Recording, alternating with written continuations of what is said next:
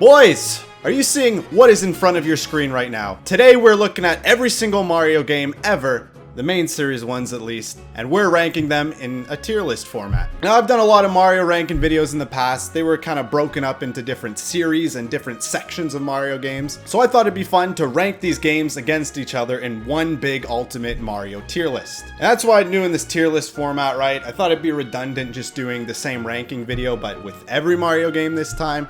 And this tier list, I'm going to include some other games I haven't talked about. Also, these are just like the main Mario games, so I got rid of most of the remakes like the Mario Advance series. I did keep Mario 64 DS on here, and this is just because this one is so different than the original. It's more like a reimagining rather than a straight remake, so I have a lot different things to say about this one compared to this one. Okay, so as you can see, I've broken up into 5 different tiers here, S being the best tier, and D being the worst tier. And then I have all the games down here. Basically, we're just going chronological order from the first one to the most recent Mario and just kind of place them wherever. And I am going to rank them all like from best to worst going this way. So the best games in this tier will be here and the worst games on this tier would be here. But the main thing to focus on is which tier that these games are placed on. And also, this is all subject to change until the very end of this video, but for now I'm just going to start placing them in generally where I think they should be. Alright, let's just start with the very first one, Mario Bros. 1. And I'd say this is more of a C tier game. This is because, okay, it did start everything. It was great in that matter, but it does show some flaws in its age, right? Like, it's pretty basic, only a few enemies, only one power-up, and there has been a lot more improvements to the controls, graphics, scenery, and all that. It is like very archaic in nature, but it still has a lot of great moments, and overall fun game to play, but it's just, you know, not anything spectacular nowadays. Okay, and now the next game, we have Mario Lost Levels, and that is going to D tier. This is because, okay, it took Mario 1, it was like a mod of Mario 1, if mods existed back then. It was like that. They took the Mario 1 levels and then just made them harder by adding more enemies and less floor to walk on. But it kind of ruins the flow by doing that in these games, because with these Mario Bros games, you want to go fast. That's the most fun way to play these games. And with adding all these pits and like really precise enemies, it makes it kind of counterintuitive to play, which ruins the flow a bit for me. Overall, the first one was just a lot more enjoyable and well balanced. Okay, and that being said, we have the second Mario Bros. 2, and that's also going in D tier, but above the original Mario Bros. 2. This is because it didn't really feel like a Mario game because it wasn't. It was Doki Doki Panic reskinned, and because of that, I just didn't enjoy that type of gameplay as much. Like, Mario is about jumping on enemies, going fast, platforming. This is more about precisely taking out your enemies, boss battles, standing on things, throwing turnips. It just was less interesting to me than the main Mario games. It doesn't have like big flaws or anything, but the core is just what I don't like as much. Versus Lost Levels, which I like the core more, but there is flaws in the gameplay. Okay, and now let's move on to Super Mario Land, the first handheld game here. And that I'm gonna put in B tier. Now, I really like this game. I don't know if it's just me. I've heard some mixed opinions about this, but this game just had a really good game flow. I don't know how else to describe it. The controls were really great for a handheld. Introduced Super Balls, which was just hilarious to use. I love that power-up. And then we just had some really unique locations like Egypt Land. You got Muda Kingdom Land, and that Easter Island place. These were just unique visuals for Mario games at the time. Not much else to say, like, it is kind of short, and it is a bit dated. The graphics are a bit ugly for a handheld. I recommend the colored version. But, yeah, it's fun, simple Mario gameplay. That's what it was for me. And moving on from that game, we have the first big one, Mario Bros. 3. Now, this one's tough. It's either, okay, it's S or A tier. I'm gonna tell you that right now. Which one of these? That's the question. Okay, I'm gonna put it in S tier for now because it's just that good, okay? The controls are literally perfect in this game. The best controlling 2D Mario game ever, I'd say. The levels were unique. They created all the different world themes back when these were original, so that was great to see. They had like cool elements like that sun guy, great new power-ups like the Hammer Bros suit and the Tanuki suit, of course. Now we could finally fly, which made platforming really fun in this game. And yeah, overall, a really solid game and a massive leap in the Mario series. And after that, we have, I guess, this game's sequel, Mario Bros. 4 or Mario World. And that, I'd say, is above Mario 3. Mario 3 introduced all this great stuff. This game took that stuff, added more stuff, and just rolled with it, you know? It was on a unique location, being Dinosaur Island. Yoshi was introduced in this game, even more power-ups, and even more power-ups for Yoshi, which was kind of like a power-up himself, and then just really great level designs and secrets. These two are like basically the god tier of 2D Mario games, and they're in the S tier for that reason. Okay, now onto the second handheld Mario game, we have Mario Land 2. This game, I am going to put an A tier because I really like this game as well. You might think it's just a handheld Mario game, so it's just going to bring Mario gameplay to the handheld, but it actually does way more than that. There is literally so many creative ideas in this game, and I don't know why they didn't do more with this and just made like the new Super Mario Bros. Series instead. Basically, you can choose any world in any order in this game. It's not linear levels. Well, it's linear levels in the worlds, but you can choose any worlds in any order. So that was cool. There was like the small land. You can go to the moon at some point. See, even Mario Odyssey is hitching off this game. And then the gameplay was just really solid. They had this new carrot power up and that was a lot of fun. And yeah, this game was just really great. Literally took Mario Land 1, polished it and added way more stuff to it. And then got Mario Land 2. Okay, and now to the first 3D Mario game. We have Mario 64. And this one easily an S tier, even above Mario World. This game's great. I love this game to death. There are so many secrets in this game. This game is so open-ended and non-linear. Has a huge emphasis on exploration and all that stuff. It was just unique Mario fun. This game is now about collecting stars, which is a lot different than reaching the flag or the end goal of the other games. You're basically just trying to explore the different paintings and know the landscapes really well to find like secret stars or secret boss battles. They give you just a small hint when you're thrown into these worlds and you explore for the rest of the time. And I really liked all that. So that is why Mario 64 is an automatic S tier. Plus, I love the controls in this game. I love how fast you can go by just breaking the physics. This game's just a lot of fun. Probably not as polished as some of these other ones, but more fun for me. Okay, and the next game we have Mario Sunshine, and I'd say that's an A tier. The A tier over Mario Land 2. See, Mario Sunshine, it did a lot of things great, like fantastic. But then it had a lot of flaws, which puts it down from S tier, I'd say. Now, the things it did great were like the controls, the unique environments, the unique gameplay, the introduction of FLUDD and all these unique elements. So that was all nice. It was a really refreshing take on Mario. But what holds this game back is all the weird levels they threw in there, like those secret levels with the weird physics, the pinball machine, those leaves you float around in.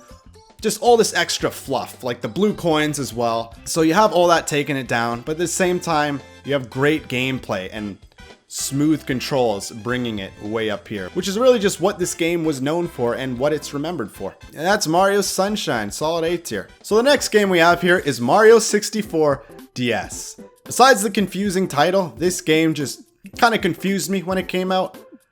And I would say, honestly, I'd say this game's C tier.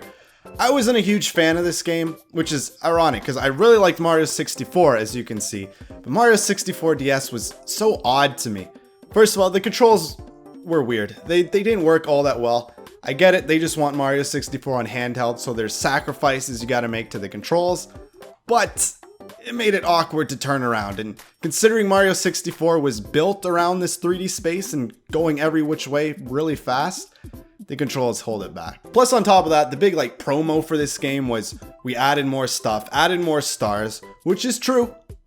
But the new stars, I didn't really like all that much. A lot of them just had 5 silver stars placed in the environment and you just collect them. To add these new stars in many levels, they took out some of the old stars, which I didn't like. I didn't think there was anything wrong with keeping both in, at least. And I think they tried way too hard to fix things that weren't broke and broke more things in the process, if that makes sense. But besides that, it is a handheld Mario 64, which is its big selling point.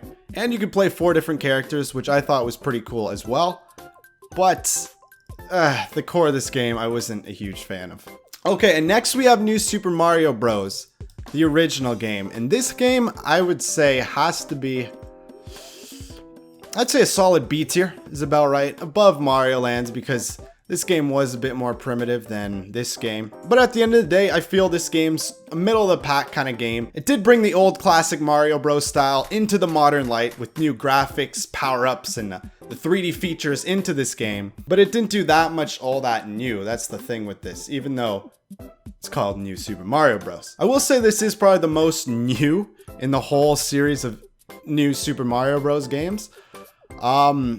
But you know, that being said, that's not saying that much. It did have great boss battles, controls, and just portability being on the DS. But there's nothing really outstanding about this game. That's why it can't be put any higher. But it can't be put any lower because everything is very polished and controls really well, and it's really fun gameplay. And that's why it's just right here in the middle. Okay, and the next one is Mario Galaxy. This one is a definite S tier. Is it better than Mario 3 and World? For me, honestly, I'd say it's better than both those games. I really like the 3D star collecting Mario games. I just like the exploration and the different worlds they introduce in these games versus the 2D ones. That's just me. That might just be my preference, but that's how I see it. And Mario Galaxy was exactly that. It was more linear, so it was almost like an in-between from the linear and the exploration based. But it did have the great worlds like the exploration games. I just thought they had a lot of great ideas crammed into this one. Very good visuals, some of the best visuals you'll see on the Wii, and just really fun and simple gameplay. Everything is really polished for a 3D Mario game. The biggest thing for this game was the originality and how they rolled with this space gimmick for the entire game. And in every new galaxy, you'd use the space gimmick in new ways, so that was really fun. Okay, so the next game we have here is New Super Mario Bros. Wii, and I'd say it's B tier as well. Basically took the original New Super Mario Bros, got rid of the good bosses, and added a few more power-ups. And then added multiplayer as well. That's another big thing it did. And again, it was just another New Super Mario Bros game. Not really too much different from this. I think this game was a lot more original and had more content in it, which I liked. But this one had multiplayer, which wasn't the greatest multiplayer, but it had it just for some shenanigans, I guess. But I don't think the Wii one had as solid level design compared to the original New Super Mario Bros. The original New Super Mario Bros. That's an oxymoron if I've ever heard one. Yeah, so not much to say about that. It was just a standard 2D New Super Mario Bros. Game. And then we have Galaxy 2, and I would put this game in A tier. I'd say it's a solid A tier game. Not as good as Sunshine, but better than Mario Land 2. And basically, it was more Mario Galaxy. And that was great. All the great things I said about Galaxy 1 can be applied to this game as 2. So that is all fine and dandy. But it's weird, this game had a lot more things I didn't like in it compared to the first Galaxy. I thought it was less original overall. Not just because it was the sequel, but I feel it borrowed from other games too. And then I didn't like the atmosphere as much. You didn't feel like you were in space like you did with Galaxy, and they didn't do as much with the space gimmick in this game. But that being said, it's still an A tier. It's not a bad game by any means, but those are just some reasons that stop it from being an S tier. And the next game we have here is Mario 3D Land, and that is going at the bottom of A tier. So this was the first 3D, actually technically second 3D handheld Mario game. The first 3D being the Mario 64 DS, but the first original 3D Mario game. And it did this job very well. Literally, it took the New Super Mario Bros. Or any 2D Mario Bros. Gameplay for that matter, and just made it 3D with like flagpoles, no more stars anymore, and like traditional Mario enemies as your main opponents. And that was really solid. The biggest thing that they did right was a smooth transition from 2D to 3D. But that being said, it didn't do anything that new. That was the biggest thing. Like compared to the other 3D games, keep that in mind. You have like Galaxy, which has a space thing, Mario, which has a vacation theme, and then you just have Mario 3D Land, which is Mario theme. And it wasn't necessarily bad. Like this game was great. It just wasn't fantastic like the other 3D games. And yeah, that's what I think about Mario 3D Land and why it's at the bottom of A. And the next game we have here is New Super Mario Bros. 2. And this one's gonna go in B tier with the other ones. This one and Mario Bros. Wii are very similar for me. They're both kind of pretty similar games for that matter. So it doesn't really matter. These are probably interchangeable. That being said, I thought New Super Mario Bros. 2 did have better level design, better than the Wii one. So I thought it was a lot more focused and driven experience, and that's literally what puts it above the Wii one. But it is, again, more just New Super Mario Bros. Not really much else to say about it. It was fun. It wasn't that original, which is why it's just middle of the pack. But it was very solid, polished Mario. And yeah, I feel like I'm repeating myself, so let's just move away from New Super Mario Bros. With New Super Mario Bros. U. And this game, I would have to also put B tier, but I'd put at the top of the pack here. This was basically because this game was the final New Super Mario Bros. Game, right? It was on the Wii U, so I feel they really took what they learned from the previous games and what they created, and then mashed it into this one final version. The gameplay was really polished, they had a fun overworld map, and they had these awesome challenge mode things, which was a nice single player distraction. And yeah, the same flaws apply, it wasn't all that new, again, but they took everything they learned from the other games and put it into one final installment. And then also, I gotta rank the new Super Luigi U.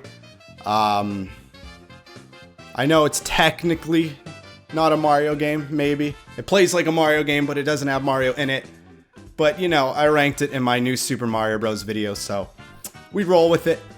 And this one's also going in B tier, right here, I'd say.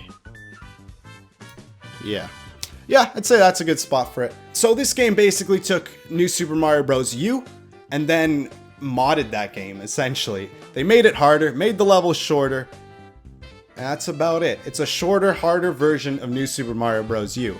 It doesn't have the challenge mode, which kind of brings it down. It doesn't have as much content, which also brings it down from these three games over here. But it's everything I said about New Super Mario Bros. U can be applied to this one. So let's move on from this series. And then we have Super Mario 3D World, and I'm gonna put this one up here. It was better than Land, okay, let's be honest.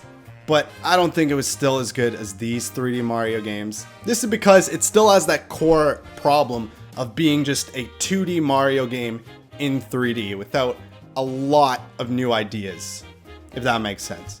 Like, it still does have new ideas. The level designs are very creative and it's a really fun game to play, but it doesn't have like overall theming like Galaxy 2 and Mario Sunshine. That being said, there's still a lot of positives. It did single player Mario amazing, right? Probably the best out of any Mario game. It's not like Mario Galaxy 2 where you're just some Luma collecting coins and stuff.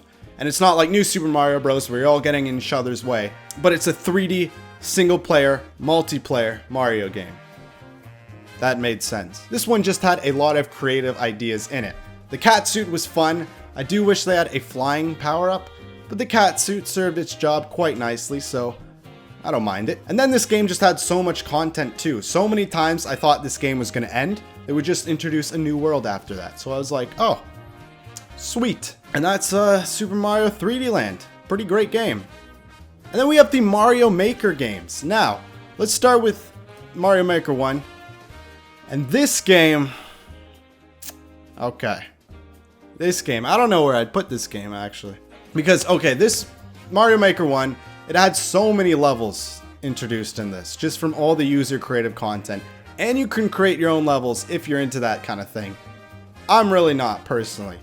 But if you are, it's available to you. So with all that being said, I think these go at the bottom of A tier. I think that's a fair placement. Because, like I said, the levels weren't made by Nintendo, you can find a lot of really bad levels on Mario Maker. But, because the levels weren't made by Nintendo, you can find a lot of crazy levels that never in a million years Nintendo would make. So that was awesome. It gives you huge variety in what you can do. And if you're into making levels, you'd probably like this game even more. You can go crazy. You can just create whatever level you want pretty well. This was just a really unique concept that Nintendo just thought of to give users all this control. I do like the levels that are more focused and built for the specific game, that are more streamlined. That's why it's just kinda down here. I do like a more focused, story-driven game. But this game definitely provides a lot of content and probably the most unique Mario levels you'll ever gonna see. Okay, and before we rank Odyssey, let's just jump to Mario Maker 2 because I'm just gonna put it above the first one. Basically took the first game and improved it, except for the online. But everything else they improved. Not much to say, I don't wanna repeat myself too much, but just gave you more customization, more items, more levels to choose, a better search engine, just everything was polished from the original. And that's why it's just above it. Okay, and then we have the last game here, Super Mario Odyssey. This one for me is like right there. It's like my second favorite Mario game. It's so good. The levels are super imaginative. I can't believe they actually made a game like this. There is so much content in this, so much originality, and a lot of great ways to control Mario. He has so many moves in this game, they just went all out in that department. I've praised this game a few times in different lists now, so I don't want to repeat myself too much, but you know, what else can I say? It's great, imaginative, unique, never seen before, never done before. Mario Bros. Odyssey, damn it! Yeah, and that's why I like this game. Plus, it made it just fun to play fast. The speedrunning community is active and alive for this game. And that's it. That's really all I want to say about all these Mario games. I think this is a good looking tier list. I'm pretty happy with all the placements here. Not gonna lie. Just checking one more time, see if I want to change anything. But you know what? No, we're gonna roll with it. These are my placements. Tell me what you think. Tell me what you think of this tier list maker idea. I thought it was a good way to cap off all these Mario games before I start ranking other series and other franchises. So yeah, this was a fun little video I thought of doing. So thank you for watching. Thank you for viewing. Thank you for just being you. And tell me if you want to see more of these tier list making videos in the future, because you know what? It was a fun little experience we had. Anyways, see you guys in the next video with some more ranking videos and more other video game videos. Peace.